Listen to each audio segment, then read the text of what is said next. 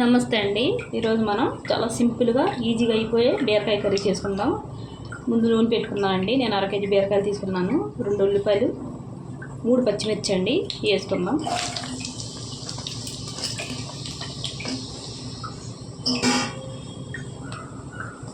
బీరకాయ ముక్కలండి 1/2 కేజీ సన్నగా కోసుకున్నాను. ఇవి వేసేసుకుందాం.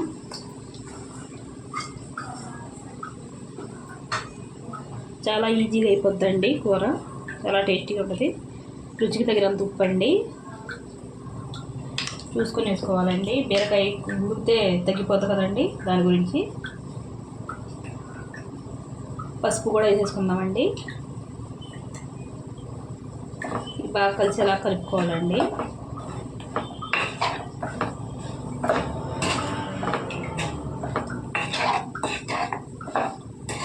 బాగా కలిపి మూత పెట్టి మగ్గించుకున్నామండి. మనం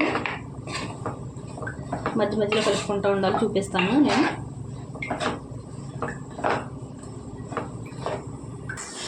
చూడండి, సగం మగ్గాయండి. ఇప్పుడు బీరకాయలు బాగుంటాయి కదండి, ఎక్కువ నీళ్ళు ఉండవు. బీరకాయలు చాలా టేస్టీగా ఉంటాయి. ఇప్పుడు బీరకాయలు శీతాకాలం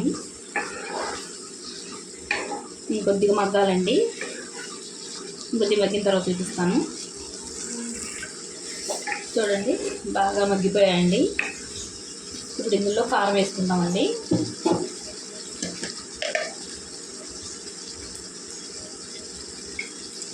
కారం ఎక్కువ తినేవాళ్ళు ఎక్కువ, తక్కువ తినేవాళ్ళు తక్కువ వేసుకోవాలండి. కొద్దిగా తక్కువ వేసుకుంటే బాగుంటుందండి బీరకాయ కూరలో. మనం పచ్చిమిరపకాయలు ఎక్కువ వేసుకొని కారం కొద్దిగా తక్కువ వేసుకుంటే చాలా టేస్టీగా ఉంటుందండి. ఒకసారి మీరు ట్రై చేయండి. అలాగా చూడండి, ఎక్కువ కారం వేసుకున్నా టేస్ట్ ఉండదండి.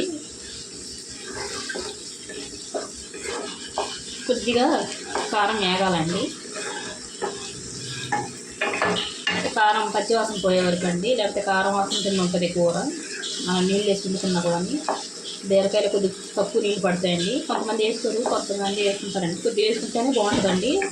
మరీ ఎక్కువ లేకుండా నీళ్ళు తక్కువ వేసుకోవాలండి. కొద్దిగా వేగాలండి. చూడండి, రెండు నిమిషాలు వేసుకున్నానండి.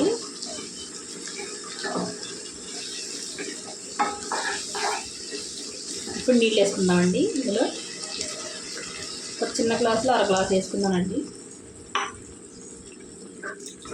బాగా కలుపుకొని మూత పెట్టి వండుకుందామండి. ఉప్పు అది సరి చూసుకోవాలండి ఇప్పుడే, ఈ టైంలోనే.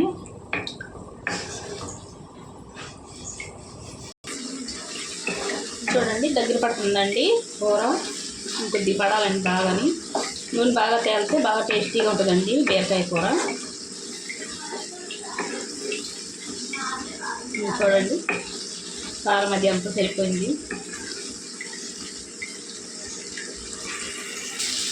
చూడండి, ఇలా నూనె పైకి వచ్చేసిందో, ఇలా దాకా నుంచి అలా వదిలేస్తుందో చూడండి. ఇలాగా ఈజీగా తిరుగుతుంది. ఇలా వండుకోవాలండి. ఇలా నీట్గా తేలేలాగా చూడండి. అలా నీళ్ళు ఉండకూడదండి. ఇలా వండుకుంటే చాలా టేస్టీగా ఉంటుందండి బీరకాయ కూర.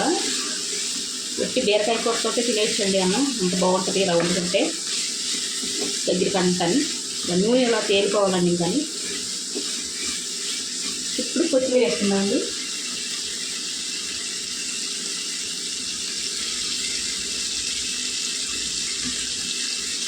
కొత్తిమీర వేసి బాగా కలుపుకొని దీనికి వేసుకోవడమేనండి. చాలా టేస్టీ అయిన బీరకాయ కర్రీ రెడీ అండి. ఇంతేనండి వీడియో. నచ్చితే లైక్, షేర్, సబ్స్క్రైబ్ చేసుకోండి.